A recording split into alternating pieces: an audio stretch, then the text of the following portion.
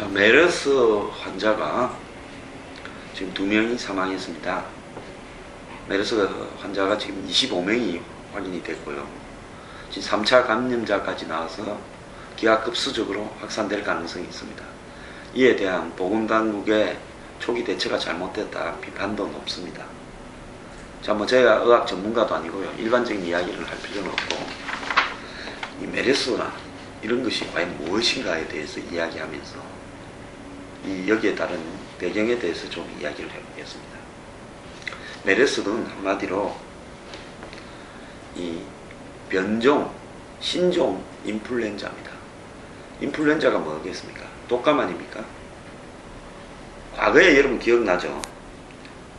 2000년대 넘어서 환경이, 인간이 사는 거주 환경이 열악해지고, 그리고 이 동물들이 사는 공간들을 인간들이 파괴하는, 즉 열대우림 지역이나 이런 부분들이 파괴되고, 녹지 공간이 파괴되고, 좁은 지역에 세계 각지에서 온 사람들과 동물들이 뒤섞여 살기 때문에 이 동물과 사람의 독감, 인플루엔자 바이러스가 서로 간에 예를 들어서 동물과 새하고 조류하고 그 다음에 돼지하고 사람 독감이 같이 걸릴 수 있는 독감이나 이런 부분은 과거에는 없었습니다만, 이제 거기에 포함되는 단백질, 바이러스는 결국은 단백질로 구성되어 있지 않습니까?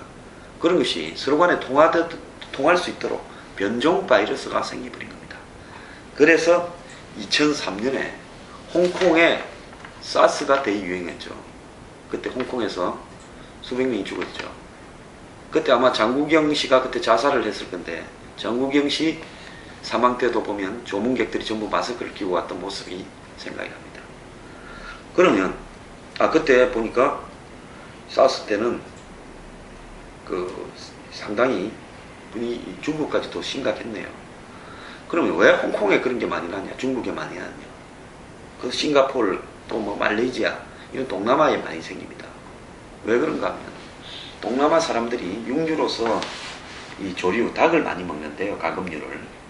그러니까 한번 보십시오. 홍콩 그 좁은 땅에, 홍콩의 주거 환경 굉장히 열악하지 않습니까?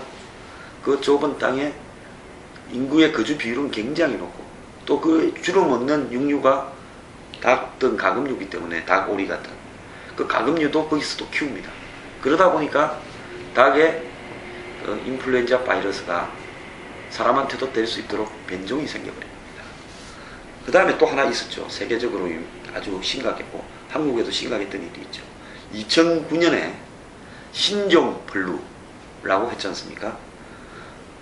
멕시코나 이런 중미 지역에서 생겼다라는데, 그때 신종플루는 돼지에 인플루엔자 바이러스가 변종이 되면서 사람한테도 통하게 되었다. 그렇게 했는데, 이 신종플루와 유사했던 것이 스페인 독감이다. 스페인 독감은 1919년 한국에 3.1 운동할 때 스페인에서부터 시작됐는데, 이걸로 죽은 사람이 1억 명이었다고 합니다.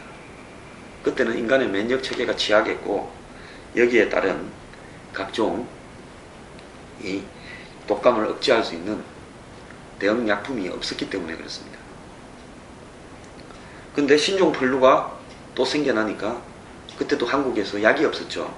그래서 그때 약이 뭐라 했습니까? 타미플루라고 하는 약을 긴급하게 수입하고 만들어내면서 이제 그 위기를 극복해 갔는데요. 그것 때문에 그렇게 사라진 건지, 아니면 창고를 하다가 때가 되니까 저절로 없어진 건지, 저는 저절로 없어졌다고 생각합니다. 그때도 뭔 이야기가 나왔는가 하면 인도네시아의 보건부 장관인가가 그랬을 거예요. 인위적으로 제약회사가 신종플루를 만들어내가지고 퍼뜨리고, 자기들이 가지고 미리 만들어 놨던 타미플루라는 약을 팔기 위해서, 한마디로 인간에 의한 이 계획된 재난이다라고 굉장히 비판을 했던 것이 기억이 납니다. 자, 이번에 유행하는 이런 이 메르스는 최근에 홍콩에 독감이 또 유행해가지고 사망자가 많이 발생하고 있는데, 그거하고는 다른 중동 지역에서 생겨난 새로운 형태의 인플루엔자라는 겁니다. 그러니까 중화권, 중국권의 이 인플루엔자가 사스라면 조류독감, 이번에 인플루엔자는 이 아라비아 반도의 사스다, 중동의 사스다, 이렇게 봐야 되고요. 지금 환자가 1142명에 얼마 전까지 통계입니다. 465명이 사망했다 이러는데, 이것은 사우디, UAE 같은 중동 지역에 낙타를 숙주로 해서 또 뭐 염소도 된답니다. 박쥐도 되고요.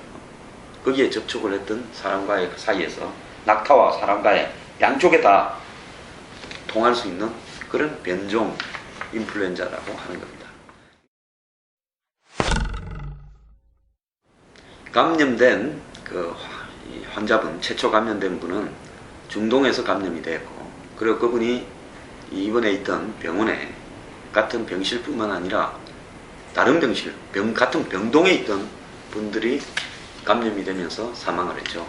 근데 이번에 사망한 두 분은 메르스 때문에만 사망한 게 아니라 기존의 노약자로서 본인이 오랫동안 알아오던 그런 병이 있다가 그런 병이 있는 상태에서 메르스에 감염되면서 고열과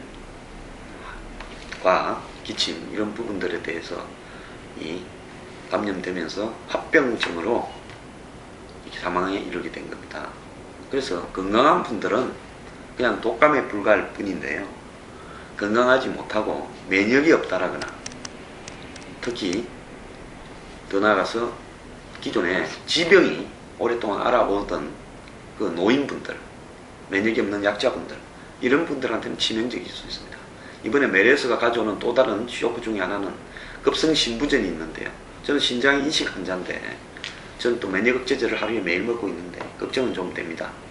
손을 부지런히 씻어야 된다, 이런 이야기를 하는데, 그래서 메르스라는 부분에 대해서 공포가 있죠. 사망 환자가 발생하고 급속히 퍼지니까요. 근데 이 또한 시간이 좀 지나면 언제 사라졌나 싶게 사라지게 됩니다. 지금 뭐 사스부터 신종플루까지요, 한국에서 대규모 사망자가 난 적은 한 번도 없습니다.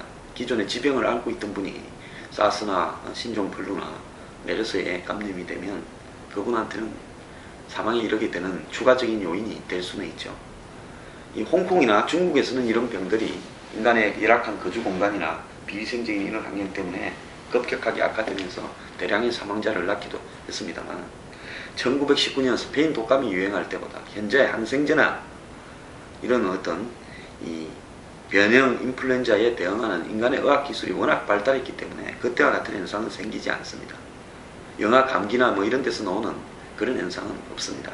그래서 너무 걱정을 하는 것보다 편안하게 대처하는 게 좋겠습니다.